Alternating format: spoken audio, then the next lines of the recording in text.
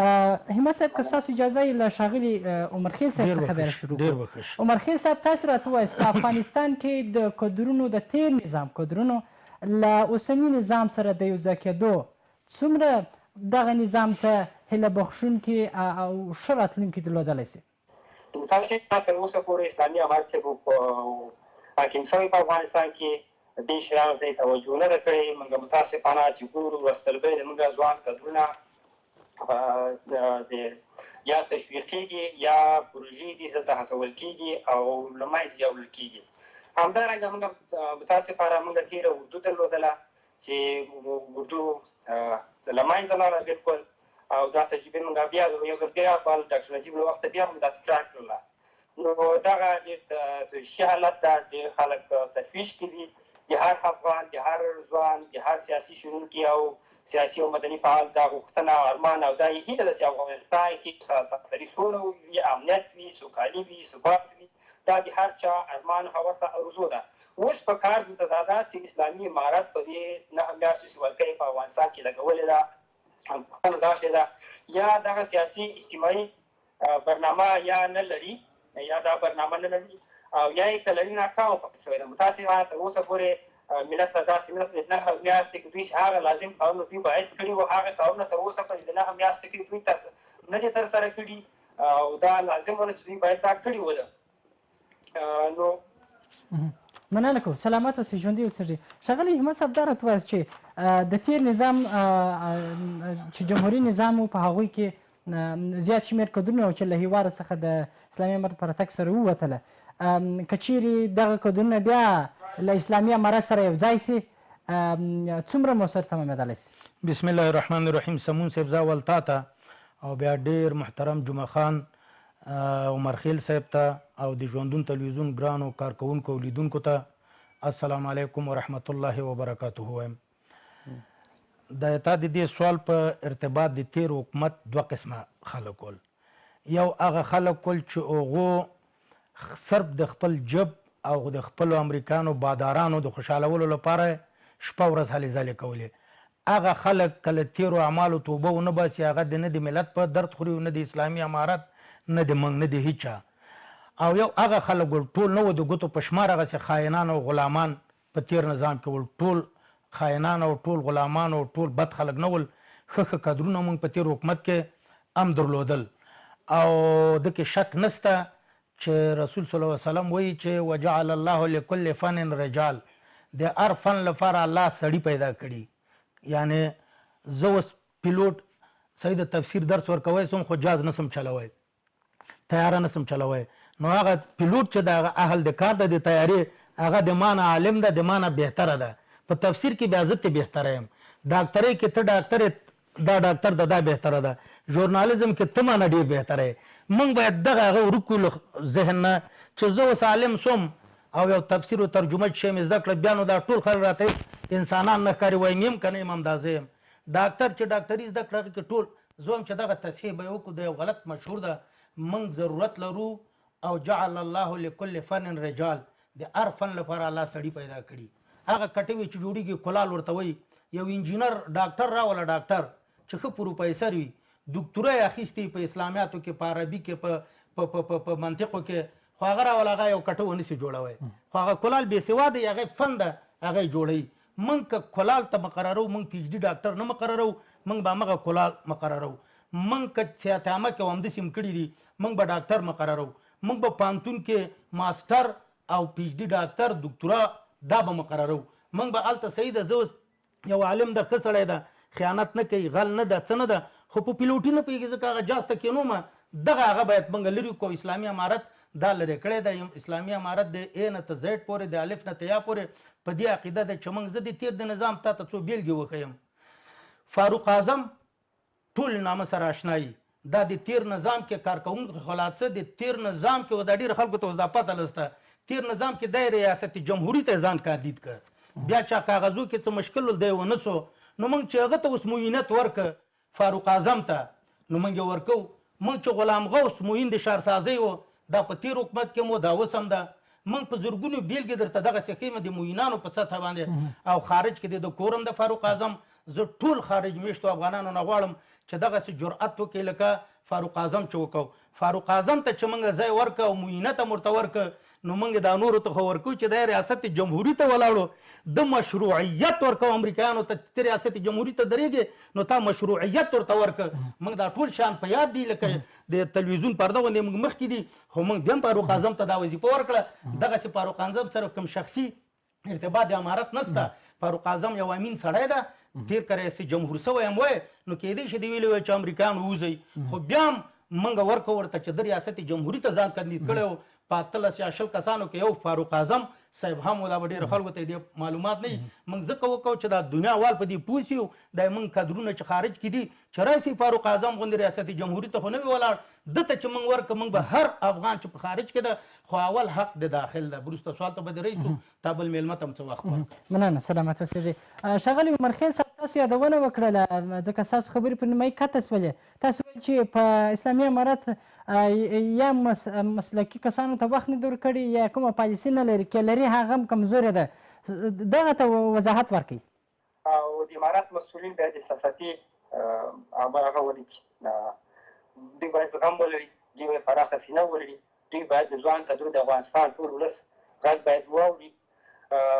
بل خبر دا ده دوی یو کمیسیون جوړ کړی و د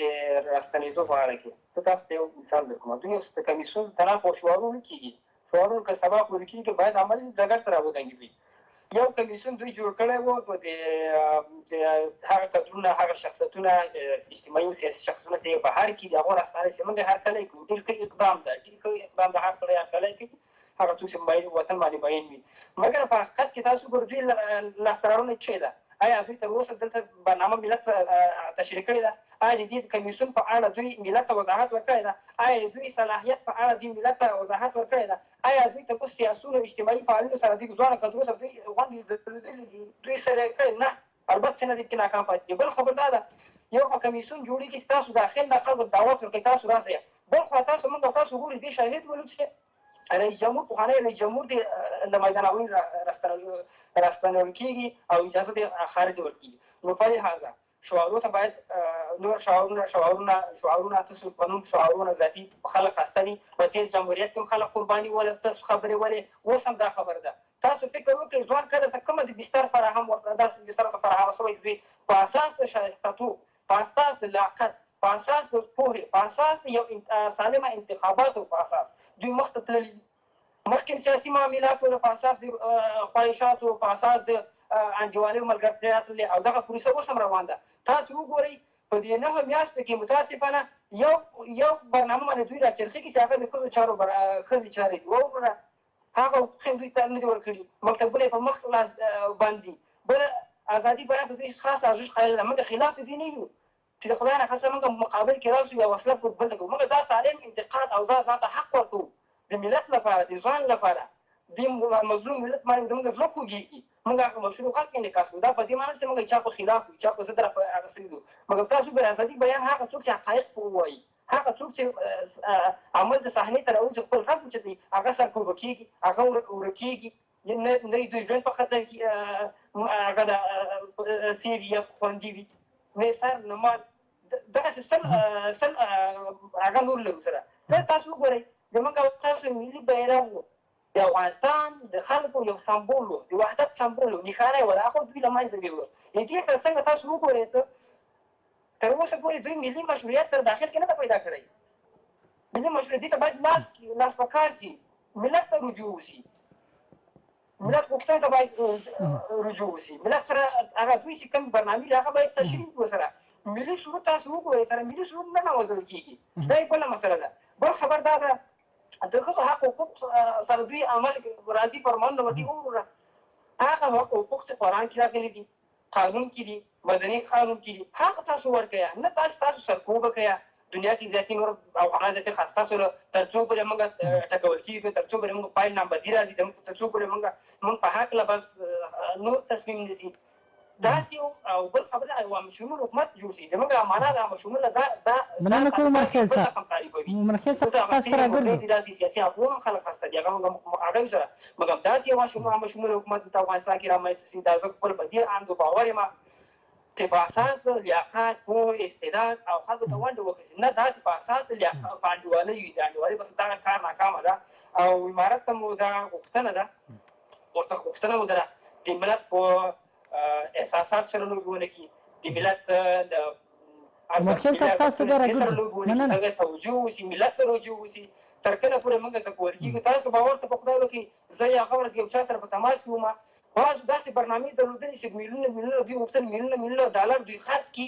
امارت نامبدې کړي دا یو حقیقت ده مګر هم دوی خپله پیشه خپله په پرخه وکړي تاسو وګورئ په ګیره کې ځوانان دوی کار لري د ښځو په چادري او بل مال دوی کار لري موږ هم غواړو په افغانستان کې یو حاکم شرعي نظام رامنځته شي مګر دا په دې معنا ده چې دا پته ناوخته هغه پسې نورې برنامې لري سیاسي برنامه باید دوی ولري طرحه باید ولري اجتماعي طرحه باید ولري سیاسي طرحه باید ولري دغه ټول وي دغه وخت کې موږ کولی شو یو داسې مستقل آزاد او باثباته افغانستان ولرو مننه حمید کرزي صاحب له تېرې شپه چې کوم واقع رامنځته سوی و دی نه و پرېښودل سوی عمرخیل صاحب هغه ته هم اشاره وکړه چې اسلامي امارت حتی چې دلته هم هغو ته ځینې ستونزې ولاړېږي ګوره دا خو د عمرخیل صاحب معلومات دي خو زه چې کوم معلومات لرم تاسې خپله کرزی صاحب میلمه کې تاسې هغه نه پوښتنه وکړئ د کرزي صاحب په شمول ډاکټر عبدالله ګوره لاړه رابشي مسلم یار لاړه هغه د راغی ډېر خلک زه درته داسې پېژنم او درته یې وښیم چې کورونه اوس هم خارج کې دي لکه ما درته مثال نوم واخیسته فاروق اعظم څه ته راځي لندن کې کور د بچانو هر څه حالات یې همالته برابر دي خو دا وایي چې دا وطن په ما حق لري یوه خبره زه شرعي بله دا کوم دا خارج میشتو افغانانو ته داسې نه چې ناروا ده چې بې ضرورت وطن کې سر ته خطر وي لکه مخکې چې و مال ته خطر یا اولاد خلکو ته کتاو مجبور وي چې تجاران خارجي ملکو ته لاړ شي هلته خپل بچی په امن وي ښځې په امن وي زه تاته یو خبره کوم امن دونه راغلی پخوا به دا جګ جګ بلډینګونه نه ول دا به ډېر قیمته ول ځکه هر سړي ځان خپله بندي کوو د میکرویانو په اپارتمانونه چې ورته وایي ځان به بندي که بچی به بندي و یو زړه ښځه به مڅو اوس ډېر داسې خلک دي چې یوه ښځه کور کې وي خو هغه د امن احساس کوي اوس بلډینګونه چې دي دا ډېر بلند منزلې ارزانه دي اوس دا لاندې کورونه قیمته سي اوس چې اوس امن ده نو د دغه خلکو سر و مال په امن ده خو د رسول صلی الله علیه وسلم یو حدیث شریف وایم پیغمبر علیه السلام وایي ابو داود کې دا روایت ده انا بری من کل مسلم زه بیزاره یم پیغمبر علیه السلام وایي چې زه بیزاره یم زه خفه یم زه ناراضه یم من کل مسلم د هر مسلمان نه کوم مسلمان نه یقیم بین اظهر المشرکین چې هغوی اوسیږي په خپله خوښه وطن کې ورته خطر نه وي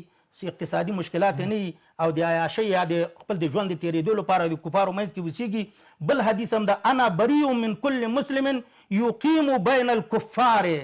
چې د کافرانو منځ کې اوسیږي موږ د افغانان 20 کاله شک نه و چې سر دلته خطر کې و مال خطر کې و اولاد خطر کې و بمبارونه ولرڅو څوک چې تلي اروپا ته او امریکا ته او نورو دولتو ته ایران او پاکستان څه ته خو هجرت پس د فتح نه نسته د مکې نه دقسې دغه اوس اسلامي نظام ده اوس چې څوک تیزي نو دغو نه موږ حق لري په موږ باندې چې موږ ته اقتصادي مشکلات حل کړو کوشش وکړو اقتصادي پروژې جوړې کړو چې دا خلک راشي چې رسول الله اسلام کې خفه نه وي چې دلته پروت ژوند یو سړي عمرخیل صاحب تاسو راته واسي اسلامي امارت مسلکیتوب ته څومره وخت ورکړی دی زه به یو خبر ورور ته وکړم همت صاحب ته په ډېر درنښت زه د خپل د ولس د درد بیانوم د ولس درد غم بیکاري فقر بیچارګي ډېر د احساسات سره اوستی یم او دی باندې فخر زه کوم دا یو بل د جواب په مقابل کې د استدوي د زمګه نظامي اوږده ما په تېرو حکومت کې نه وظیفه اجرا کړې ده تجارت مې درلوده او نه په راتلونکي کې تصمیم لرم د ولس تر څنګ به ولاړ یم هو که ما نظامي وظیفه درلودله د ما حریم به نن نه نقص کېده د ما حریم به نن نه نقص کېده د ما په خوست و کونړ کې بمبار نه کېده ستاسو ته یو خبر تاسو په جواب که زه نظامي ګوند وظیفه مې درلودله دا ما اجازه کېده دا ما ویشته دا ما ویزان به ویده نه و لکه د نورو غوندې خلکو ته مې اجازه ورکړه بل خبرداره زه د یو لنډ خبر کوم هغه خلکو ستاسو ضرورت لرئ بدون هغه جنرالانو ستاسو په نظامي ډګر کې راغوښتي او هغه ټرېننګ ورکوي بدون هغه نه تاسو 100 نفره ماته ملي اردو اشخاص راوښایه په درې درېیمه کې پولیسو ملي اردو کې درېیم لکه چې دي په دې کې 100 نفر ته ماته لیست راوباسه راځه بسم الله اکبر 100 نفر ماته لیست راکړه تا 100 نفر لیست ماته راوړ په درېیم لکه نفر کې زه ته وایم بیخي صحیح ته په حق دی دا یو بل خارج نه تر اوسه پورې ستر راغلي خلاص ځوان ښځو دې کې ته ناکام پاتې برنامه مشخصه برنامه نه لري کم کمیسیون چې تاسو له مشخصه برنامه لري وروړه دا زه د ما درد ما زړه ته نه خوږېږي ما په دې نظام زړه خوږېږي ما په خپل ملت زړه خوږېږي دا خبرې کومه ټاپي باید په هر چا ونه وویل شي هر یو باندې وویل شي هغه څوک چې خارج کې ژوند کوي زه هغه څه وایم هغه څوک چې خارج کې ژوند کوي آسوده ژوند لري مګر بیا هم د دې ملت د دې غم د دوی په غم کې وي ټاپي وهل ښه کار نه ده بل خبردار تا پنځه تر اوسه پورې پنځم بحثو پورې چې کوم زه هغه لرم خاص قدرونه چې هر یو تر اوسه پورې پنځم بحثو پورې دي تر مجرد چې دوی هغه وظیفه دوی ته نه زده کړي وي هغه پخواني قدرونه یې زده کړي وي پنځم قدر نه بلاندې وي دا زمانه هم درسره پنځم قدر نه پورته څوک دا نهه میاشتې کې څوک مقرر کوي ته ما ته پنځه نفر راوښیه پنځه نفره که نه حقایق به سره وایي وګوره خو که تاسو دلته وایي چې تعلیم پشتیباني د تعلیم پشتیباني موږ هغه وخت اوس یې یو د ملت پشتیباني کوو موږ نه د جمهوریت پشتیبانه ولو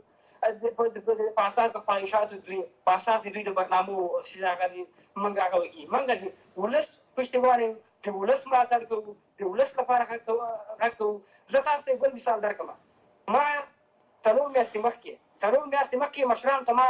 مسجونه وکړه زما سره درې څو نهادونه دي موږ وویل چې موږ د افغانستان داسې یو برنامه لرو ټولنیز عدالت لپاره کار کوو څنګه وکولی شي یووالی رامنځته کړو دغه تعصباتو چې لمنه وهل کېږي پروژې په دې برخه کې روان دي دغه له منځه وړو او هغه خلک چې بعضې دلته پروپاګند کوي یا ځپورګي یا بلکې هغه په رښتینې هغه چانس تاسو ته معلوم دغه رښتیا دلته زه نفسه نشته زموږ یو اجماع درلودله زه به تاسو که چېرته وایي زه د رسنیو کې ښه نه ده زه تاسو ته واتساپ کې در وښیم تر جنرال مبینه پورې ذبیح مجاهد صاحب پورې نورو پورې ټول ته ما مسجونه کړي نه ده کړي 5 میاشتې مخکې زه جګ شوم په سپینو ورقو کې ما باندې ګوتې کېښودلې زه یې تهدید کړم ویې وهلم 14 حوزې ته راغلم بل جنرال بل چا ښه واورېده مګر بیا ما د ملت درد را سره د ملت غم را سره د ملت په فکر کې ما هغه مسله شخصي نه کړله شخصي وله مګر نن مې دغه د مثال په توګه تاسو ته ویلې مسلحه او داسې نور برآمده دي زه فکر نه کوم چې افغانستان هر وګړی د جنګ طرفدار اوسي جنګ نه خلک خسته دي مګر نور دې دا کوشش وکړي چې دلته د نورو بهرنیانو پالیسي د نورو بهرنیانو پروژې دلته پلي نه کړي جنګ نه واقعا خلک خسته دي تاسو باید دلته داسې یو بستر رامنځته کړئ هر یو په غېږ کې واخلئ نه داسې اکلچالو ټاپې په اصطلاح کچالو ټاپې په جیب کې پرتې او په خلک په مغه دفعه ورته کویه واوره احساسات تاسو کار ما اخلئ زغم ولرئ برنامه ولرئ او که برنامه چېرته لرئ د ملت په درد ته دوا وګرځول شي د ملت په درد وغوړ شي خلکو سره شریک کړئ موږ خو بده خبرې نه کوو موږ خو دا ویلي تل بیا وایو د ښځو مکتبونه د جنو مکتبونه د خلاص شي هغه حقوق چې ښځې لري هغه باید ورکول شي موږ تل دا ویل دي د ځوانانو په ګیره او بریتو دې باندې پسخن نه ویل کېږي په رسنیو کې د مسؤلین د امارت د مسؤل دي په ډېر ډنښت نه هیله کوو دا مو ویلي دي چې د تېر نظام جمهوریت ټول هر چا سره نه مقایسه کوي دوی په تحقیرآمیزه خبرې دوی په وړاندې نه کوي کله داسې په رسنیو کې داسې خبرې نه کوي چې تاسو ولیدل دا پټې نه دي چې تېر نظامونو کې داسې خلک په ټوټیک ګرځېدل هر سړی نه ګرځي هر سړی نه وله هر نظام کې هر ډله کې ښه و بد به وي مګر هیله دا ده چې نور پیغور تانو د نتیجو د افغانستان باثباته افغانستان لپاره د افغانستان استقلالیت لپاره دې لپاره فکر وکړو مننه ژوندي اوسېږئ همت صاحب تاسو راته وایاست چې ښاغلی عمرخیل صاحب وایي د افغانستان اسلامي امارت کدرونو ته وخت ورکړي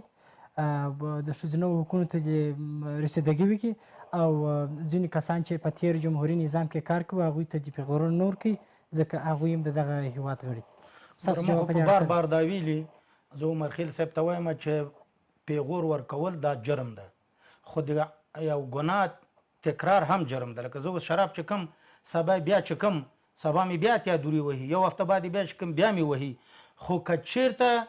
اما یو ځل مې ووهي او بیا نه چې کوم بیا نسته دوی که مدرسې ته اسلام ته دین ته حدیثو ته سنت ته څه ته پسخندې کړي بدې پې ویلي هغه اسلامي امارت ورته معاف کړي خو دا د تکرار نه کوي خو زه بیا مې له یاده ونه وځي ځکه زه شرعي مسؤلیت لرم عمرخیل صاحب ډېر د ښه قوم ته منصوب سړی ده او ډېر ښه غیرتي خلک دي ده چې پسخند ویلې چې د خلکو په ګیرو په بریتو د پسخند نه وهي دا ډیره خطرناکه خبره ده دا که د عقیدې نه کړي انسان کافر کیږي والله بله دا د کلمه وایي که دنیا کې څونه مفتیاني دا د خپل پلار او خپل مور نه پوښتنه وکوي یو سړی د ګیره خوري ته اوس ګیره خورئ هېڅ فرق نه کوي مثال او ته وایي چې کشکې اوس لږ هغه وایي بیا یې پرېږدم مور شودې دی سه خو که ته داسې وایي چې یاره زه اوس وایم ګیره م لرم چې یاره دا ګیره مې د خریلی وایي د عمرخیل صاحب غوندې ښه ښکارېدی د باندې زه کافر سوم د چې ویل چې د خلکو باندې د ګیره د پسخان نه وي په مخ دوی د پسخان مخه نیسي هغه چې ګیره کې د سټایلونه کې هغه د فرانسوي سټایل مکو د رسول الله صلی الله علیه وسلم په شان وای ګیره پرېده دته د پسخان وای مونږ وای چې اولیا صحیح د فرایض دی واجبات دي دا باید وکړو خو دا سنت د ګوره دا خطرناک کار د وکړو چې د ویل د پچا په ګیره په برید او په حجاب په دوه باندې هغه خو نه ویل خو مطلب هم دا کار د چا دین له حجاب باندې خدای امر ده دا کوي چې د خزو په هغه کې په आवाज چادري موږ نه دی ویلې نه هغه تور د عربي حجاب موږ دا ویلي چې ځان دې پټ کی ولو که په څادر وي ولو که په بلستون وي ولو که لوی کمپله وي دا چېرته راغلي په هغې کې چې یوازې چادري دي دا خلک دغسې غلط یو هغه کوي که نه غلط یو شي نه فهم اخلي بیا هغه مشهور کوي زه په ډېر احترام درته اوس ښیم ښه ما خو ډګروال شکرالدین د قلو اردو د مشرقي د قلو اردو عمومي هغه ده دا اوس ده که نه په خپل ځای جنرال نبي ګل ده که نه حاکمل د کابل د استخباراتو مشر ده که نه د تیر نظام کې و او اوس هم همالته ده زه یې نومونه اخلم او صالح محمد رئیس عمومي قبایل په قبایلو وزارت کې شته که نه سرحداتو وزارت کې خبرې که نه د راډیو تلویزیون مدیر د نشراتو شاپور دا شاپور تیر نظام کې مو او دا اوس هم ده چې ماته ویلي 15 راواخله دا د ما شپږو ورته واخیستل بل جنرال هغه انجینر غلام غوث معین د ښارسازۍ د وزارت نه ده ورته اوس که لاړه د باغو هغه ته معین نه سو د وزارت د اقتصاد معین نه ده دا د هغه درته وښیم چې دا تیر نظام کې پاتې دا خلک دي د 15 ویلې ما ورته 8 ویلې اوس خو په کار ده چې بیا یاره لږ ذره معافي خو وغواړي له دې اسلامي امارته چې وګوره خلکو ته ده ویلې 15 دې راوښي ما ورته 8 نه وښودل خو دا د رئیس زه ورته د ریاستونو په سطحه د جنرالانو په سطحه په سلګونو کسان درته ښیم او که دا دته جنرال وایي زه به 15 کسان جنرال دته وایي چې د ملک مقابله کوي من هغه جنرالان چاته سلامي کوي هغو ته موږ احترام لرو که توبه وباسي خو ملي اردو کې پاتې کسان ډګروالان جګړنان او هغه څه ورته ډګروالان جګړنان تورنان دا د موږ زړونه دي د موږ سترګې دي دا غیرتي خلک دي مشران بې غیرته ول اوس د موږ مشران هم غیرتي دي او دا ملي اردو موږ ټوله ملي اردو راولو هغه بالکل د مانه اهلیت لري هغه به ملي اردو کې بالکل یو پیلوټ چې راغی د موږ ټول هغه ونه که استقبال یې ونه که رئیس الوزرا لانه دا کدرونو ته هغه د تحصیلات وزیر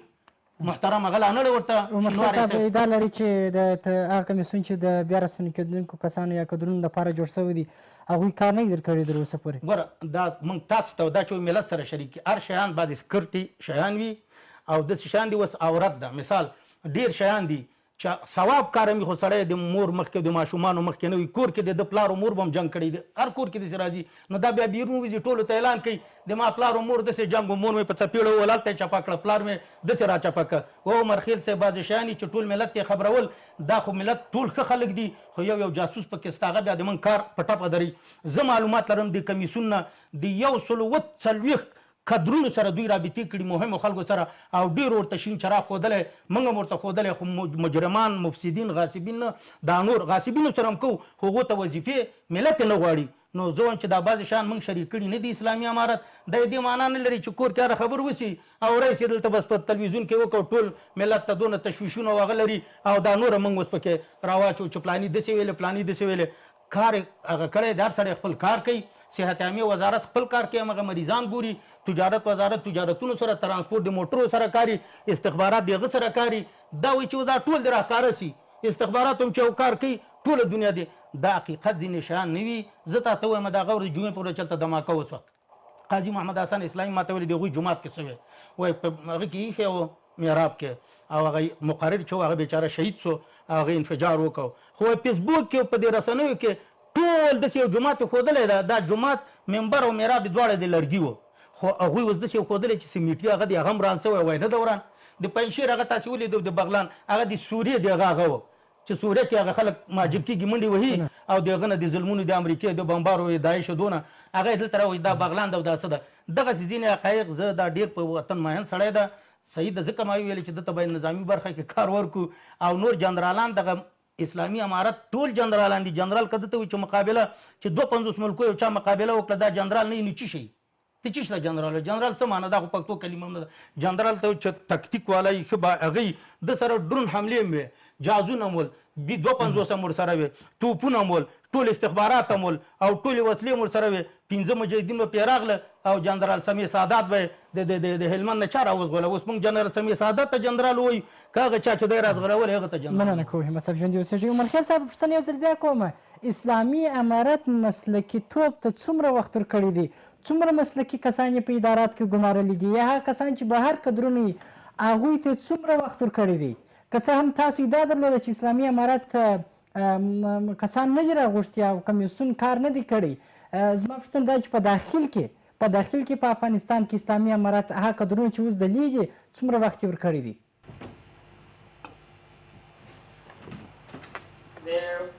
همت صاحب وویل چې یو زه هغه چې د 15 نفره ما وایي نوم ورته واخیستل، دا د خماجو وغواړي را په ګوته لیکي، دوی 15 نفره وښودله. ما وخت هم ویلې هغه خلک چې تعلیمي او دوی ته په دردخوره دي، لوړ چارواکي، هغه دوی ساتلي، دا ما مخکې ویلې. ما هدف دا و چې سوی تفاهم نه سي. دوی 100 نفره اردو دې ما ته راوښیي چې رتبه یې وروره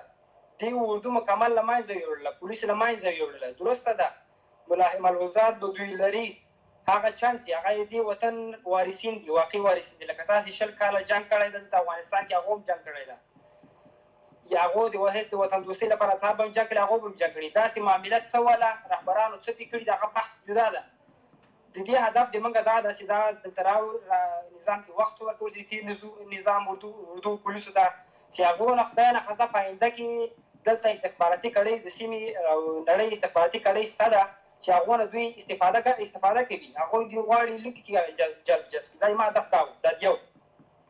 بل ما د ګیرې هدف دا و چې دا خبر واضح دي. ما د ګیرې هدف دا و ولې په داسې اساس شرایطو کې چې موږ اقتصادي بحران سره روخ یو، بیکاري ده، داخلي او بین المللي مشروعیت نه لرو. ولې ولس نه حاکم نظام واټن پیدا کړي؟ ولې دوی دفعتاً د دوی د ګیرې په اساس دوی ځان ته پرېښودل شي. دوی باندې جبري شي ووروره ته یو دفعه حاکم شه، داخل و خارج کې خلکو باندې په رسمیت ځان وپېژنه، باله دغه کار وشي. بل خبردار دا ډېر ښه کار ده. کمیسیون ما ویلي که چېرته دوی برنامه ولې نه لري. تنها په افغانستان کې 150 کدره نه دي، په زرهاوو کدره دي. دوی ټولو سره ولې تماس نه دي نیول شوي. زه 300 نهادونه زه به تاسو ته لیست در واچوم چې مطرح نهادونه دي سره دوی اصلا وظیفې نه اجرا کړي. د ولس درد و غم یې تېر وخت کې هم بیان کړی ده، اوس هم د ولس په غم کې دي، په درد کې دي. د یو باثبات افغانستان لپاره دوی فکر کوي. ما هدف هغه دوی خو تر اوسه دوی په جریان کې نه دي. ولې ونه اوسېږي؟ ټاپې باید ونه ورسېږي. زه بیا هم وایم دوی بار هغه کوي. فکر نه کوم چې هر افغان تنها د وظیفو د موقف او د مادیاتو لپاره مبارزه وکړي. دا به زه هم غلط دی. دا که څوک قضاوت کوي دا به تېروتنې د افغانستان ولس لپاره به خیانت وي، د افغانستان پاکې خاورې لپاره به خیانت وي. لکه تاسې 20 کاله په انګېزه باندې جنګ کوو، داسې خلک نور اکثر د افغانستان یووالي لپاره، د افغانستان جغرافیه لپاره، د افغانستان ملي نوامیسو لپاره، د افغانستان د باثباته راتلو لپاره د دې لپاره مبارزه کوي. په افغانستان کې نور موږ ځوان کدرونه د مایانو خوراک نه شي کېږي. زه به تاسو ته راپورته کړم په تېره اونۍ کې 6,000 کدرونه تللي دي. دغه ده نه دي تللي، که نه دي تاسو ورته ووایه 1 میلیون په نیمروز کې نه اخیستل کېږي. د نه په نیمروز کې طالبان یا بل یا پاکستاني طالبان یا بل طالب یا هر څوک، زه هغه نه وایم چې څوک دي، که چې هغه دي څوک دي. 1 میلیون تنها د دې لپاره چې دوی له مجبوریت په اساس، د ناچارۍ په اساس، د مسؤلیت په اساس دوی ځي هېواد ترک کوي، ماسټري و دکترا لري. هغوی نه بیا په دې په بدل کې 1 میلیون اخیستل کېږي دلته چې دوی وطن پرې اجازه نه کول کېږي. ایا دا مثال به کني؟ نو هیله مو دا ده موږ په داسې شرایطو کې قرار لرو، داسې شرایطو کې یو بل ومنو، یو بل ته غېږه وازه کړو، ټاپو وهلونه تېر شو. وخت دې را رسېدلی ده او توپ د امارت اسلامي په میدان کې ده. دا دته پورې اړه لري چې څنګه دې نه استفاده کوی شي. دوی باید زر تر زره ملي اجماع په افغانستان کې رامنځته کړي او دې لپاره هڅې وکړي. مننه کوم ژوندي اوسېږئ. ښاغلی همت صاحب، عمرخیل صاحب وایي تېره اونۍ 6,000 کسان له هېواده کدرونه وتلي دي. یو ده. او دوهمه خبره دا ده چې اسلامي امارت کدرونه چې دلته دي یا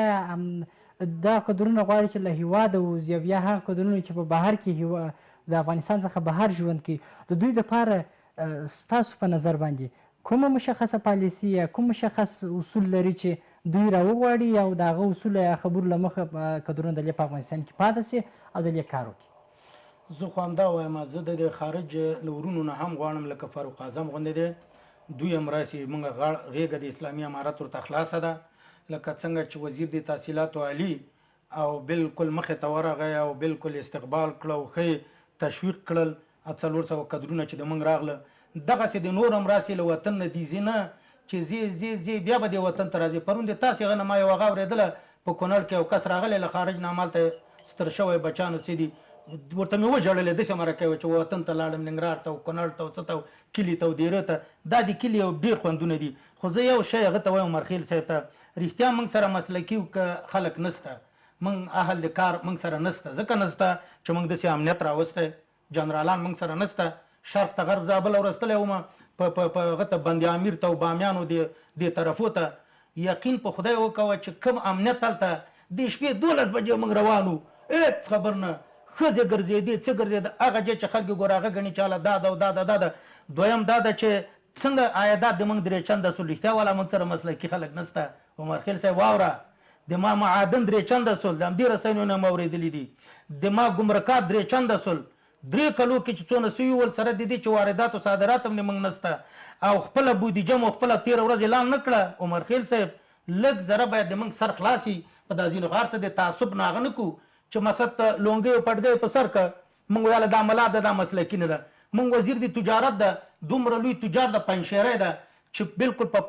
افغانستان کې ته غټ تجار ډېر کم به پیدا شي، هغه تجارت کې مهارت لري، هغه وزیر د تجارت کړی. موږ د صحت عامې ښه هغه د انجینر د نظر او ازاره ورور ده هغه هم کړی، داسې نه ده. موږ د صحت عامې وزیر چې ده سر پړګۍ او ګیره په سر کړې ده، خو موږ وایي که خدای کار نه ونه ویرېږو چې ګیره او پړګۍ ونه وهي او ګیره وخوري او نیکټایي واچوي، بیا به ټول ورته انجینر صاحب وډه بیا وایي دا کار دی اهل ده. که په ده باندې کېږي، زه یوه خبره دې ته وایم، که په ګیره خریلو باندې او حجاب لرې کولو باندې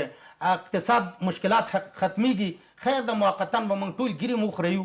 او نیکټایي به مو واچو او چې عمرخیل صاحب خوشحاله شي چې دا وایي. خو دا ګارنټي دې راکړي چې په ګیره خریلو باندې دا ګیره یو شی ده، سنت د پیغمبر دی، که دې پرېښوده ډېر ښه، که دې پرې نه ښوده هم ته کوم کافر نه شوې په دې باندې، صحیح ده. او خدای دې توفیق درکړي، اهانت به یې نه کوي، سپکاوی به یې نه کوي. موږ وایو که د حجاب که مخ لوڅولو باندې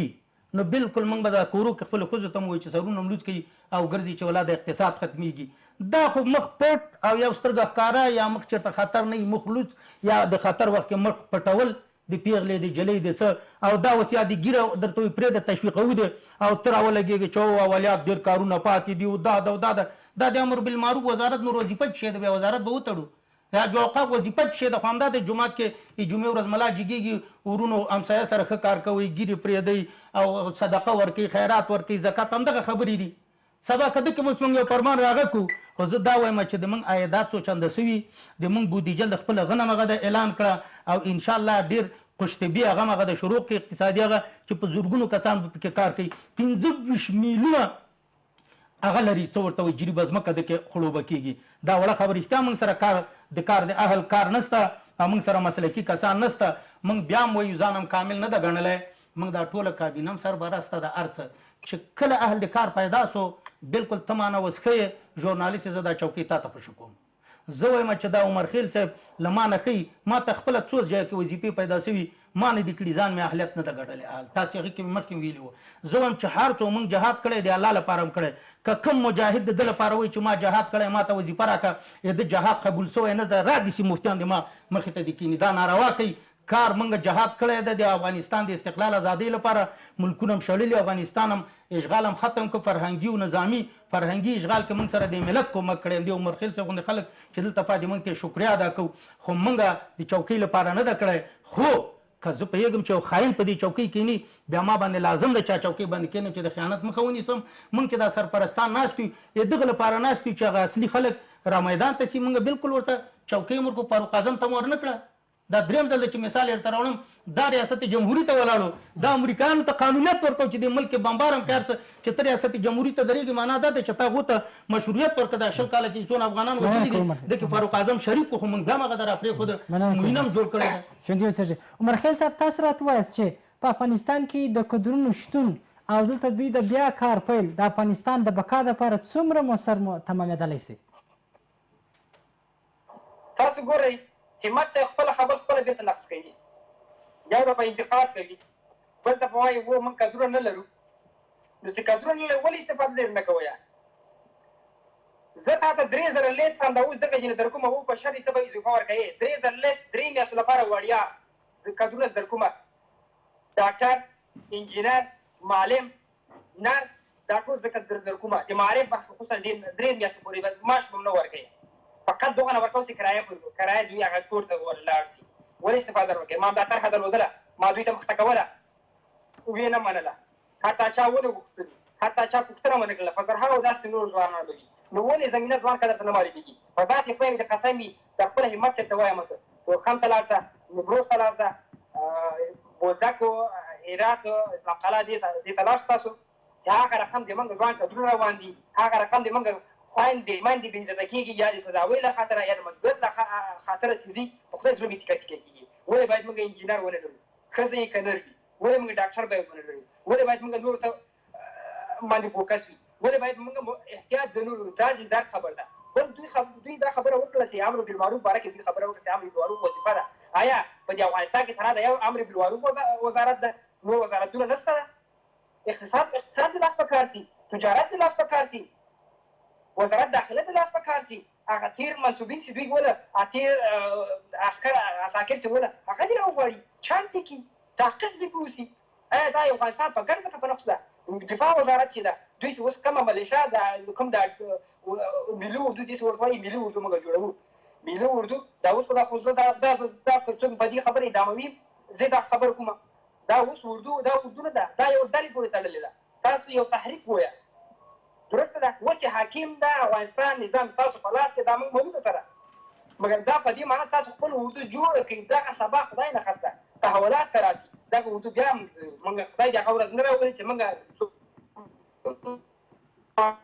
درونه د وینې به یې شي او د جنګ طرفدار هېڅوک نه دي سوی تفاهم نه شي د جنګ طرفدار نه وي د جنګ نه جنګ هېڅوک غوښتونکي نه دي مګر خدای نه خسته که تېر عسکر تېر اردو ملي اردو اشخاص امنیتو د هغه راونه غوښتل دې کې مرغم نه شي او جای نه شي دغه بیا ړنګ کېږي نو دې نه ولې باید جلوګي ونیسو نو کوم رقم چې دوی وایي چې ځوان کدرو ته موږ اړتیا لرو ولې ځوان کدرو ته وخت نه ورکول کېږي همدا اوس دوی اعلان وکړي ودې غواړي ولې زمینه د کار ورته نه مسایله کېږي ولې بیکاري ورځ تر بلې زیاتې شي ولې هېڅ افغان غوښتونکی دې نه ده